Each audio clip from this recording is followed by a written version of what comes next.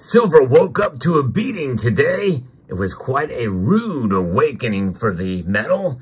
It fell fairly dramatically.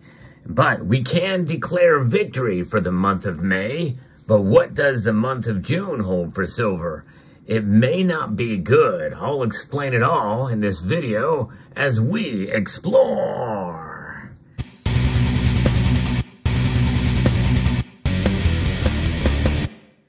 Silver took a pretty big hit today, falling over 2.4%. In fact, it fell over 2.5% earlier, moments before the markets close. Here are where the precious metals stand. Only platinum is in the green, up $12 today, up 1.17% to $1,048. That's the anomaly. Every other metal is down. The only metal that performed worse than silver today was palladium, down over 3.4%, well under $1,000.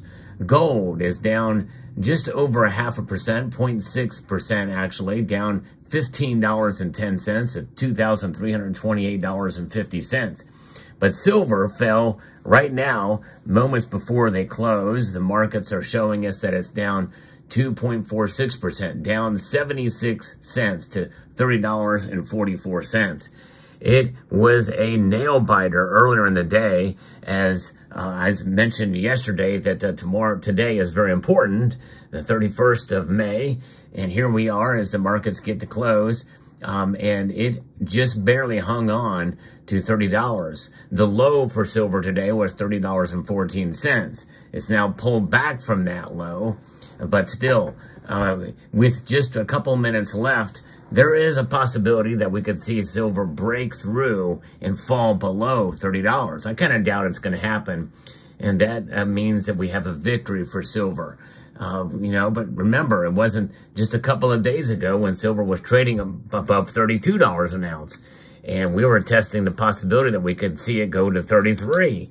Of course, June is a new month, and actually, it very well could be the case that we might be visiting lower silver prices.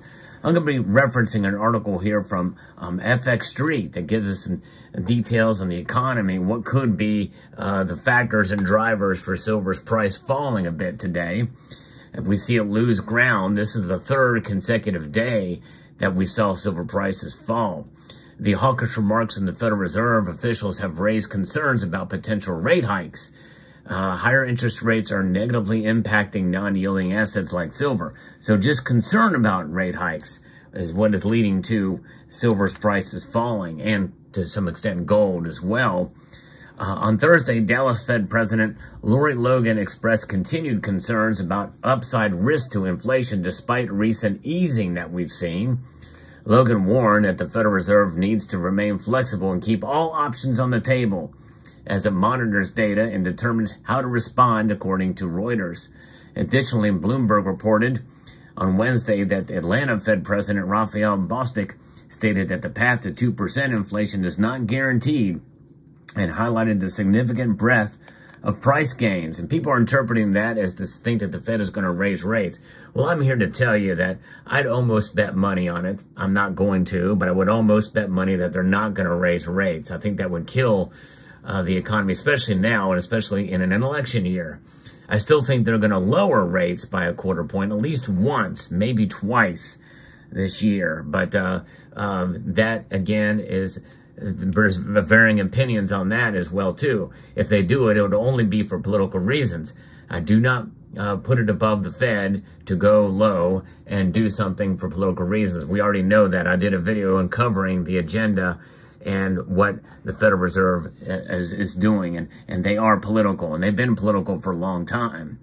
Now, the stronger dollar, and by the way, where is the dollar right now? That is strengthening the dollar. Just the mere thought, the potential and possibility that they may lower rates is strengthening or raise rates is a strengthening aspect of the dollar. But believe it or not, as I record this video, the dollar is actually down, and is down a good clip on the day. So that's kind of interesting to see that the silver price would fall when the dollar is hurting. But a stronger dollar does make silver more expensive for foreign buyers. This increased cost leads to lower silver demand and subsequently lower prices. Of course, we're not seeing that right now. Now the U.S. gross domestic product annualized for the first quarter was revised lower to 1.3 from 1.6%. That's not good. This is why they're not going to raise rates. That right there tells you, because we're getting closer to potentially becoming into a recession, tipping into a recession. If you use the definition of 2 consecutive quarters of negative GDP growth. Additionally, U.S. weekly initial jobless claims for the week ending May 24th rose to 219,000 from the previous week's 216,000, slightly exceeding the market consensus of 218,000. Investors are awaiting the Federal Reserve's preferred inflation gauge, the core consumer price expenditures price index, which was released. And actually, that did come out and it fell right in line with expectations, I think 0.2%. And if the data continued to soften, it could reignite the debate of a potential rate cuts in September, which could help silver limit its downside. So I think it's still coming. But if they don't lower rates, then I think that that means that silver's going to be under pressure. And under pressure for silver means potentially lower, falling below $30. If it falls below $30, I think that means it's going to open up the chasm of the floor, and we could see it just continue to plunge through the previous, what I call supports, $28. But really it is in dollar increments and 50-cent increments, it seems to be. But $28 is an important number, and $26 is an important number, and so is $24.50. Yes, I know I'm talking about those numbers now, and I'm only talking about it after 3 days, consecutive days of silver's prices falling. But that is if there is no geopolitical event that's going to excite the markets, or anything else with regards to big numbers and movement of silver to China and India that's being reported, and the arbitrage opportunity is gone with the Shanghai gold exchanges, and other factors, and also reigniting the short positions of the 2 big banks, HSBC and JP Morgan.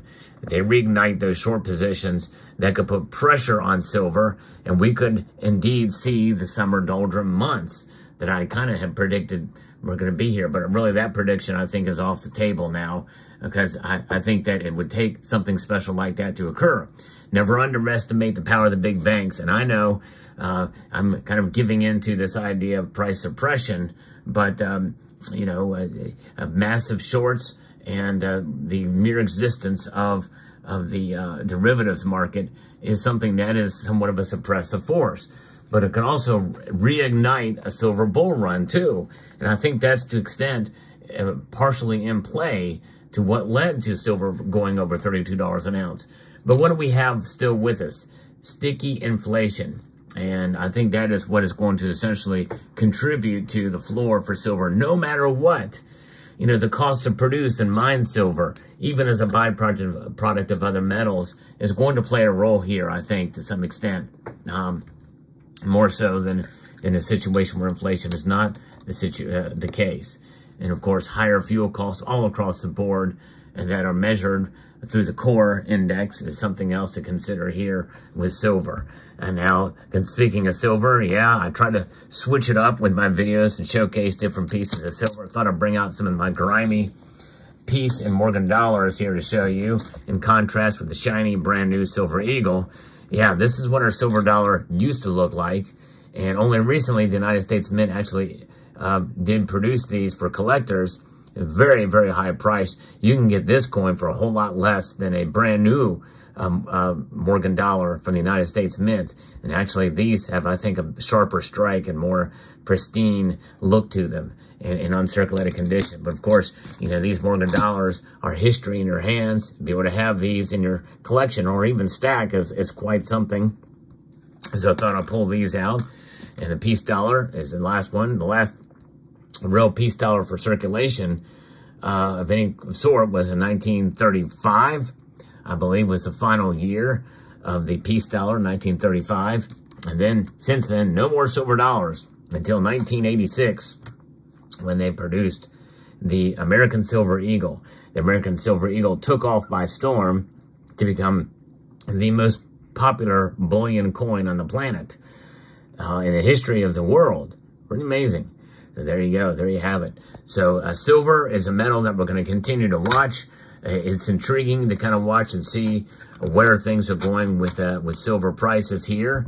And we'll continue to monitor the market and see what happens. But I hope you found this video informative, insightful, and educational. If you like the latest news on the world of precious metals, I hope you will consider subscribing to the channel if you haven't done so already. And press that like button down below. Also, if you find the content that I provide here valuable. So I'd like to extend a multitude of gratitude to each and every one of you for taking the time to watch, and to encourage you to please rate, share, comment, and subscribe.